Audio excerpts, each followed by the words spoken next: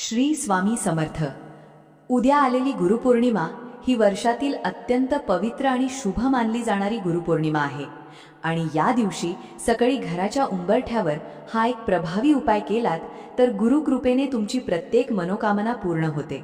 तसेच तुमच्या घरात सुख, समृद्धी, ऐश्वर्य आणि सकारात्मक ऊर्जा टिकून ठेवण्यास मदत मिळते। जर तुम्हालाही अखंड गुरुकृपा मिळवायची असेल आणि तुमची प्रत्येक मनोकामना पूर्ण व्हावी असे वाटत असेल तर हा व्हिडिओ आणि गुरुपौर्णिमेचा दिवस अजिबात चुकवू नका। या व्हिडिओमध्ये सांगितलेला उपाय पूर्ण श्रद्धेने करा आणि मग पहा चमत्कार। पण हा उपाय करताना काही गोष्टी लक्षात ठेवणं खूप महत्त्वाचं आहे। त्या जर चुकल्या तर उपायाचा पूर्ण लाभ मिळत नाही, म्हणून हा व्हिडिओ शेवटपर्यंत नक्की पहा। नमस्कार प्रिय बंधू भगिनींनो, उद्या म्हणजेच बुधवारी आषाढ महिन्यात येणारी पवित्र गुरुपौर्णिमा आहे। या महिन्यातील पौर्णिमेलाच आपण गुरुपौर्णिमा म्हणून ओळखतो। अनेक ठिकाणी या दिवसाला व्यास पौर्णिमा असंही म्हटलं जातं, कारण याच दिवशी महर्षी वेदव्यास यांचा जन्म झाला होता। गुरुपौर्णिमा म्हणजे केवळ एक सण नाही, तर गुरु आणि शिष्य यांच्या पवित्र नात्याचा गौरव करण्याचा दिवस आहे। आपल्या आयुष्यात ज्यांनी आपल्याला योग्य मार्ग दाखवला, ज्ञान दिलं, संस्कार दिले, अशा गुरुजनांप्रती कृतज्ञता व्यक्त करण्याचा हा अत्यंत मंगल दिवस मानला जातो। त्यामुळे या दिवशी अनेक जण आपल्या गुरूंचे दर्शन घेतात, त्यांचे आशीर्वाद घेतात आणि मनापासून त्यांची पूजा करतात। आषाढ महिन्यातील ही गुरुपौर्णिमा आध्यात्मिक दृष्टीनेही विशेष मानली जाते। या दिवशी गुरुचं स्मरण, सेवा आणि पूजन केल्याने जीवनात योग्य दिशा मिळते, ज्ञानाची वाढ होते आणि अनेक अडथळे दूर होण्यास मदत मिळते। यासोबतच हा दिवस भगवान विष्णू आणि माता लक्ष्मी यांनाही समर्पित मानला जातो। म्हणूनच गुरुपौर्णिमेला श्रद्धेने केलेली पूजा, सेवा आणि छोटे छोटे उपाय विशेष फलदायी ठरतात। माता लक्ष्मीची कृपा ज्यांच्यावर राहते त्या घरात सुख, समाधान, भरभराट आणि आनंद कायम टिकून राहतो। म्हणूनच आजच्या या व्हिडिओमध्ये मी तुम्हाला एक अत्यंत सोपा पण प्रभावी उपाय सांगणार आहे। हा उपाय तुम्हाला उद्या गुरुपौर्णिमेच्या सकाळी आपल्या घराच्या उंबरठ्यावर करायचा आहे। हा उपाय पूर्ण श्रद्धेने केल्यास घरातील नकारात्मकता दूर होऊन सुख समृद्धीचं वातावरण निर्माण होतं आणि कुटुंबातील प्रत्येक सदस्याच्या प्रगतीसाठी शुभ वातावरण तयार होतं। आता हा उपाय नेमका कोणता आहे, उंबरठ्यावर कोणती वस्तू ठेवायची आहे, ती किती वेळ ठेवायची आणि त्यानंतर तिचं काय करायचं, या सगळ्या गोष्टी मी तुम्हाला पुढे अगदी टप्प्याटप्प्याने सांगणार आहे। त्यामुळे मध्येच व्हिडिओ सोडू नका। जर तुम्ही आपल्या घरात कायम आनंद, भरभराट आणि लक्ष्मीचा वास राहावा अशी मनापासून इच्छा करत असाल तर हा उपाय नक्की करा। आणि जर तुम्ही आपल्या चॅनलवर पहिल्यांदाच आला असाल तर चॅनल सबस्क्राईब करा, बेल आयकॉन दाबून ठेवा, म्हणजे पुढे असेच धार्मिक माहितीचे आणि उपयोगी उपायांचे व्हिडिओ सर्वात आधी तुम्हाला पाहायला मिळतील। आता बघा, आज मी जो उपाय सांगत आहे तो फक्त उद्या म्हणजेच बुधवारी गुरुपौर्णिमेच्या दिवशी सकाळी करायचा आहे। शक्यतो हा उपाय सकाळी 12 वाजण्यापूर्वीच पूर्ण करून घ्यायचा आहे, कारण सकाळचा हा शुभ काळ या उपायासाठी अतिशय महत्त्वाचा मानला जातो। उद्या गुरुपौर्णिमेच्या दिवशी ज्या घरात श्रद्धेने हा उपाय केला जातो त्या घरात सकारात्मक ऊर्जा वाढू लागते, घरातील वातावरण हळूहळू प्रसन्न होतं, माता लक्ष्मीची कृपा त्या घरावर राहते आणि घरात सुख समाधानाचं वातावरण निर्माण होऊ लागतं। जर तुम्ही हा उपाय मनापासून केला तर काही दिवसांतच तुम्हालाच तुमच्या घरातील बदल जाणवू लागतील।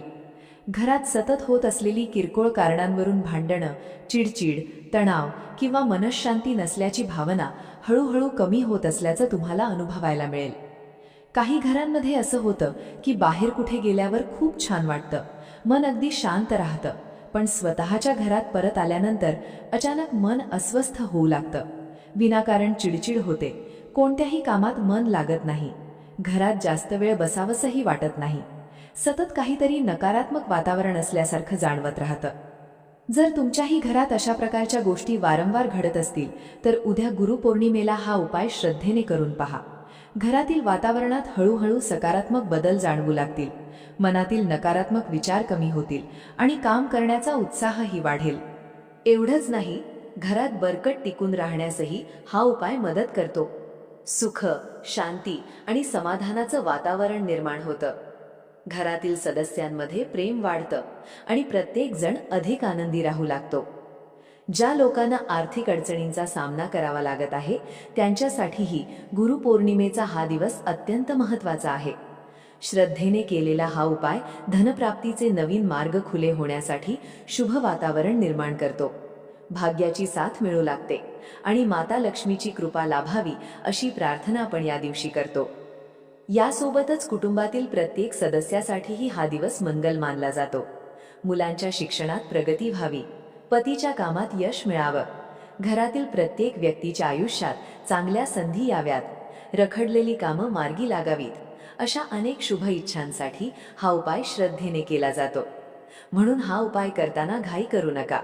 प्रत्येक गोष्ट शांत मनाने आणि भक्तिभावाने करा, कारण श्रद्धा आणि विश्वास या दोन्ही गोष्टी या उपायामध्ये तितक्याच महत्त्वाच्या आहेत.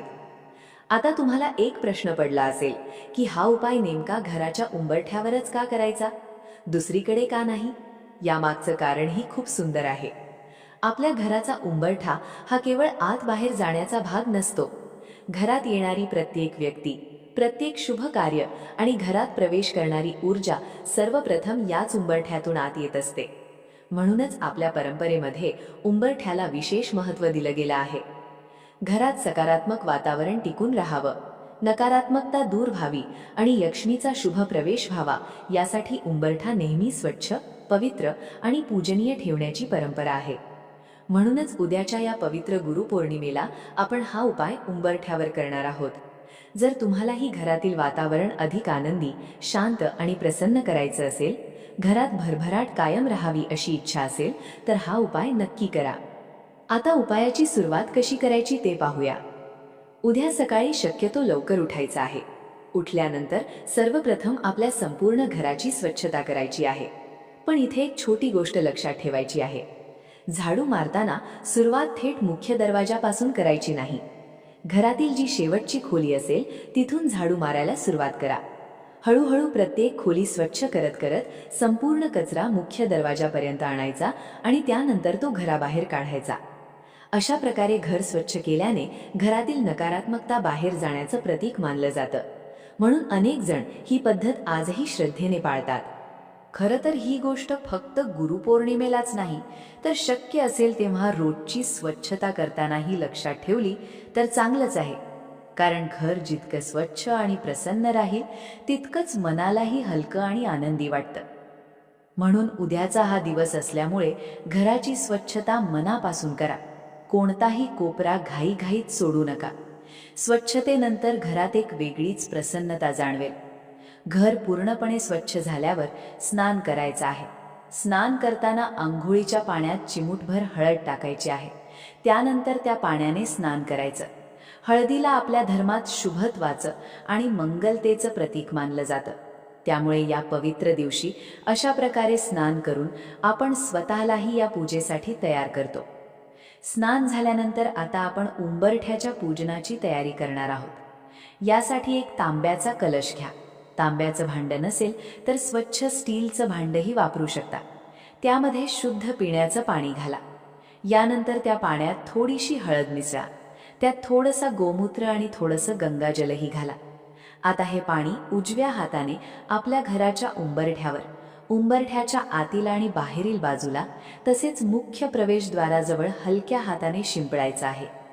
संपूर्ण जागेवर हे पाणी शिंपडल्यानंतर एक स्वच्छ आणि कोरडा कपडा घ्या आणि उंबरठा व्यवस्थित पुसून घ्या. यामुळे उंबरठ्याची शुद्धी होते आणि पुढे करायच्या पूजनासाठी ती जागा तयार होते.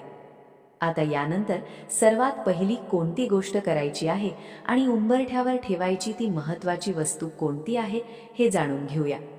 आता उंबरठ्याची शुद्धी करून झाली आहे. पुढे जे करायचं आहे तेही तितक्याच श्रद्धेने आणि शांत मनाने करायचं आहे. कारण गुरुपौर्णिमेच्या दिवशी प्रत्येक शुभकार्याची सुरुवात दीप प्रज्वलित करून केली तर त्या पूजेला एक वेगळंच मंगल स्वरूप प्राप्त होतं. सर्वप्रथम एक मातीचा दिवा घ्या. मातीचा दिवा नसेल तर घरात असलेला स्वच्छ दिवाही वापरू शकता. त्या दिव्यामध्ये दुहेरी कापसाची वाट ठेवायची आहे. शक्य असेल तर तुपाचा दिवा लावा. तूप उपलब्ध नसेल तर तेलाचाही दिवा लावू शकता. आता हा दिवा प्रज्वलित करा. दिवा लावल्यानंतर तो घराच्या उंबरठ्याजवळ म्हणजेच मुख्य प्रवेशद्वाराच्या उजव्या बाजूला ठेवायचा आहे. म्हणजे जेव्हा तुम्ही बाहेरून घरात प्रवेश कराल तेव्हा उजव्या हाताला हा दिवा असला पाहिजे. हा दिवा लावल्यानंतर काही क्षण शांतपणे उभे राहा आणि मनोमन भगवान विष्णू, माता लक्ष्मी आणि आपल्या गुरूंचा स्मरण करा. आपल्या कुटुंबाच्या सुखासाठी, आरोग्यासाठी आणि भरभराटीसाठी प्रार्थना करा. आता पुढची महत्त्वाची गोष्ट म्हणजे उंबरठ्याचं हळदीने लेपण. बघा, रोज हे करणं शक्य झालं नाही तरी हरकत नाही, पण अमावस्या आणि पौर्णिमेच्या दिवशी उंबरठ्यावर हळदीचं लेपन करण्याचा प्रयत्न जरूर करा. विशेषतः उद्याच्या गुरुपौर्णिमेला ही गोष्ट आवर्जून करा. थोडीशी हळद पाण्यात कालवून तिचा हलका लेप तयार करा. त्यानंतर तो लेप उंबरठ्यावर अलगद लावा. उंबरठ्यावर हळदीचं लेपन केल्यानंतर आता कुंकवाचा गंध तयार करायचा आहे. एका छोट्या वाटीत थोडंसं कुंकू घ्या. त्यामध्ये थोडंसं पाणी घालून गंध तयार करा. हा गंध तयार झाल्यावर आता उंबरठ्यावर 3 स्वस्तिकं काढायची आहेत. एक स्वस्तिक उंबरठ्याच्या डाव्या बाजूला, एक उजव्या बाजूला आणि एक अगदी मधोमध काढायचा आहे. 3ही स्वस्तिकं शांतपणे आणि भक्तिभावाने काढा, घाई करू नका. आता या उपायातील आणखी एक अत्यंत महत्त्वाचा भाग आहे. या स्वस्तिकासोबतच तुम्हाला अष्टलक्ष्मीचं प्रतीक देखील उंबरठ्यावर काढायचं आहे. अनेक जण ही गोष्ट विसरतात, पण हा भागही तितकाच महत्त्वाचा आहे. हे प्रतीक तुम्ही मधोमध काढू शकता किंवा उंबरठ्याच्या डाव्या अथवा उजव्या बाजूला काढलं तरी चालेल. आता आपण उंबरठ्यावर 3 स्वस्तिकं काढली आहेत. त्यानंतर पुढची महत्त्वाची गोष्ट म्हणजे अष्टलक्ष्मीचं प्रतीक काढायचं आहे. हे प्रतीक काढण्यासाठी वेगळं काही साहित्य लागत नाही. तुम्ही आधी तयार केलेला कुंकवाचा गंध यासाठीच वापरायचा आहे. आता हे प्रतीक कसं काढायचं? ज्या पद्धतीने आपण कलशाच्या पूजनावेळी कलशावर बोटांनी रेषा ओढतो, अगदी त्याच पद्धतीने इथेही करायचं आहे. मात्र यावेळी 5 नाही तर 8 रेषा ओढायच्या आहेत, कारण या 8 रेषा अष्टलक्ष्मीचं प्रतीक मानल्या जातात. प्रत्येक रेषा काढताना माता लक्ष्मीच्या एका स्वरूपाचं स्मरण करायचं आहे. त्यामुळे घाईघाईत न करता शांतपणे आणि भक्तिभावाने हे करायचे आहे. पहिली रेषा काढताना आदिलक्ष्मी यांचं नामस्मरण करा. दुसरी रेषा काढताना धनलक्ष्मी यांचं स्मरण करा. तिसरी रेषा धान्यलक्ष्मी यांना अर्पण करा. चौथी रेषा काढताना गजलक्ष्मी यांचं नाव घ्या. 5वी रेषा काढताना संतानलक्ष्मी यांना समर्पित करा. 6वी रेषा काढताना वीरलक्ष्मी यांचं स्मरण करा. 7वी रेषा विद्यालक्ष्मी यांच्या नावाने काढा आणि 8वी शेवटची रेषा विजयलक्ष्मी यांचं स्मरण करत पूर्ण करा. अशा प्रकारे 8ही स्वरूपांचं नामस्मरण करत अष्टलक्ष्मीचं प्रतीक उंबरठ्यावर तयार करायचं आहे. उद्या गुरुपौर्णिमेच्या दिवशी श्रद्धेने अष्टलक्ष्मीचं स्मरण केल्याने जीवनात सुख, समृद्धी, आरोग्य, ज्ञान, यश आणि भरभराटीचं मंगल वातावरण निर्माण होतं. म्हणून हा भाग शक्यतो सोडू नका. अष्टलक्ष्मीचं प्रतीक पूर्ण झाल्यानंतर आता उंबरठ्याचं पूजन करायचं आहे. सर्वप्रथम उंबरठ्याला हळद, कुंकू आणि अक्षता अर्पण करा. त्यानंतर धूप, दीप आणि अगरबत्तीने उंबरठ्याची ओवाळणी करा. ज्या श्रद्धेने आपण देवघरात पूजा करतो त्याच भक्तिभावाने हा उंबरठाही पूजायचा आहे. आता या उपायातील सर्वात महत्त्वाची गोष्ट करायची आहे. एक लाल रंगाचा स्वच्छ कापडाचा छोटासा तुकडा घ्या. त्या कापडामध्ये 2 किंवा 3 तुळशीची पानं ठेवा आणि त्याची एक छोटीशी गाठ मारून पोटली तयार करा. ही पोटली तयार झाल्यानंतर ती घराच्या उंबरठ्याजवळ किंवा मुख्य प्रवेशद्वाराजवळ जिथे सुरक्षितपणे ठेवता येईल अशा ठिकाणी ठेवायची आहे. आता अनेकांच्या मनात प्रश्न येतो की ही पोटली किती दिवस ठेवायची आणि नंतर तिचं काय करायचं? याचं उत्तर आता आपण सविस्तर जाणून घेणार आहोत. त्यासोबतच मुख्य दरवाजावर कोणतं शुभचिन्ह काढायचं, कोणता मंत्र लिहायचा आणि स्वयंपाकघर, तुळस व देवघराशी संबंधित एक अतिशय महत्त्वाची गोष्टही पुढे सांगणार आहे. त्यामुळे व्हिडिओ अजिबात स्किप करू नका. आता आपण तयार केलेली तुळशीची पोटली मुख्य प्रवेशद्वाराजवळ ठेवली आहे. आता ती किती दिवस तिथे ठेवायची हे जाणून घेऊया. ही पोटली गुरुपौर्णिमेपासून चातुर्मास संपेपर्यंत मुख्य दरवाजाजवळ किंवा उंबरठ्याजवळ ठेवायची आहे, जिथे ती सुरक्षित राहील आणि वारंवार हलणार नाही अशा ठिकाणीच ती ठेवा. तुळशीला आपल्या धर्मात अत्यंत पवित्र स्थान दिलं गेलं आहे. म्हणूनच घराच्या प्रवेशद्वाराजवळ तुळशीची ही छोटी पोटली ठेवण्याची परंपरा आहे. श्रद्धेने हा उपाय केल्याने घरात सकारात्मक वातावरण टिकून राहण्यास मदत होते आणि घरात मंगल ऊर्जा कायम राहावी अशी प्रार्थना आपण करतो. यासोबतच आता आणखी एक महत्त्वाची गोष्ट करायची आहे. मुख्य दरवाजावर शक्यतो जिथे सहज दिसेल अशा ठिकाणी कुंकवाने एक स्वस्तिक काढायचं आहे. हे स्वस्तिक काढल्यानंतर त्याच्या खाली त्याच कुंकवाने ओम विष्णवे नमहा हा मंत्र लिहायचा आहे. यानंतर त्या स्वस्तिकाचंही हळद कुंकू आणि अक्षता अर्पण करून पूजन करायचं आहे. अगरबत्ती किंवा धूप दाखवून मनापासून भगवान विष्णूंचं स्मरण करायचं. आता फक्त उंबरठ्याचंच पूजन करून थांबायचं नाही. उद्याच्या या पवित्र दिवशी आपल्या स्वयंपाकघराचं पूजन करणंही तितकंच महत्त्वाचं आहे. कारण ज्या घरात अन्नपूर्णा मातेची कृपा असते त्या घरात सुख, समाधान आणि भरभराट कायम राहते. म्हणून आपल्या गॅस जवळ किंवा स्वयंपाकघरात स्वच्छ जागेवर कुंकवाने एक स्वस्तिक काढा. त्या स्वस्तिकालाही हळद कुंकू आणि अक्षता अर्पण करून पूजा करा. यानंतर आपल्या तुळशी वृंदावनाजवळ देखील एक स्वस्तिक काढा आणि तुळशी मातेलाही नमस्कार करून पूजा करा. तसंच देवघरातही एक स्वस्तिक काढायचा आहे. शक्यतो देवघराच्या मागील भिंतीवर किंवा योग्य जागेवर कुंकवाने स्वस्तिक काढा आणि त्याचंही पूजन करा. ज्या ज्या ठिकाणी तुम्ही स्वस्तिक काढलं आहे त्या प्रत्येक ठिकाणी श्रद्धेने हळद कुंकू अक्षता वहा आणि धूप दीप दाखवा. स्वस्तिक हे शुभत्व, मंगलता आणि सकारात्मकतेचं प्रतीक मानलं जातं. म्हणूनच गुरुपौर्णिमेसारख्या पवित्र दिवशी हे शुभचिन्ह काढण्याची परंपरा आजही अनेक घरांमध्ये श्रद्धेने पाळली जाते. उद्याच्या गुरुपौर्णिमेला प्रत्येक घरात एक सुंदर परंपरा आवर्जून पाळली जाते. ती म्हणजे मुलांकडून आई वडिलांचा औक्षण करून घेणे. बघा, प्रत्येक मुलासाठी त्याचे पहिले गुरु म्हणजे आई आणि वडील. लहानपणापासून चांगले संस्कार देणं, योग्य अयोग्याची जाणीव करून देणं, प्रत्येक अडचणीत मुलांच्या पाठीशी उभं राहणं हे सर्व आई वडीलच करत असतात.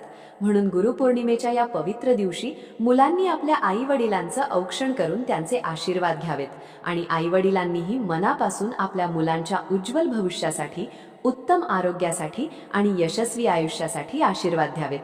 हा एक छोटासा संस्कार आहे, पण त्यातून घरात प्रेम, आदर आणि आपुलकीचं नातं अधिक दृढ होतं. यासोबतच उद्याच्या गुरुपौर्णिमेला शक्य असेल तर व्रतही जरूर करा. आषाढ महिन्यातील गुरुपौर्णिमेच्या दिवशी व्रत करण्याला विशेष महत्त्व दिलं जातं. विशेषतः माता भगिनींनी श्रद्धेने हे व्रत केलं तर संपूर्ण कुटुंबासाठी मंगल वातावरण निर्माण होतं. अनेक जणी आपल्या मुलांच्या उत्तम आरोग्यासाठी, शिक्षणात प्रगती व्हावी म्हणून, पतीच्या यशासाठी आणि संपूर्ण कुटुंबाच्या सुखसमृद्धीसाठी हे व्रत करतात. जर पूर्ण दिवसाचं व्रत करणं शक्य नसेल तर आपल्या प्रकृतीनुसार आणि क्षमतेनुसार उपवास किंवा सात्विक आहार घेऊनही हा दिवस भक्तिभावाने साजरा करू शकता. महत्त्वाची गोष्ट म्हणजे मनातील श्रद्धा आणि गुरूंच्या चरणी असलेली भक्ती. तर उद्या गुरुपौर्णिमेच्या सकाळी तुम्ही काय करायचं आहे ते पुन्हा एकदा थोडक्यात लक्षात ठेवा. सर्वप्रथम घर स्वच्छ करायचं. त्यानंतर स्नान करून उंबरठ्याची शुद्धी करायची. उंबरठ्याजवळ दिवा लावायचा. हळदीचं लेपन करून स्वस्तिक आणि अष्टलक्ष्मीचं प्रतीक काढायचं. श्रद्धेने उंबरठ्याचं पूजन करायचं. तुळशीची पोटली ठेवायची. मुख्य दरवाजा, स्वयंपाकघर, तुळस आणि देवघरात स्वस्तिक काढून पूजा करायची. आणि शेवटी आई वडिलांचं औक्षण तसेच गुरुपौर्णिमेचं व्रत श्रद्धेने पूर्ण करायचं. हे सर्व उपाय करताना एक गोष्ट नेहमी लक्षात ठेवा. कोणताही उपाय फक्त विधी म्हणून करू नका. पूर्ण श्रद्धेने, विश्वासाने आणि सकारात्मक भावनेने करा.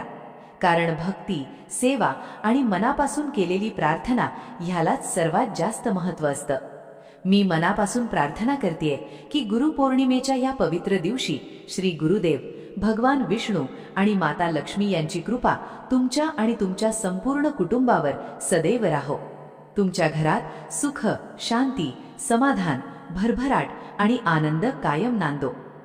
जर हा व्हिडिओ तुम्हाला आवडला असेल आणि माहिती उपयुक्त वाटली असेल तर व्हिडिओला एक लाईक नक्की करा.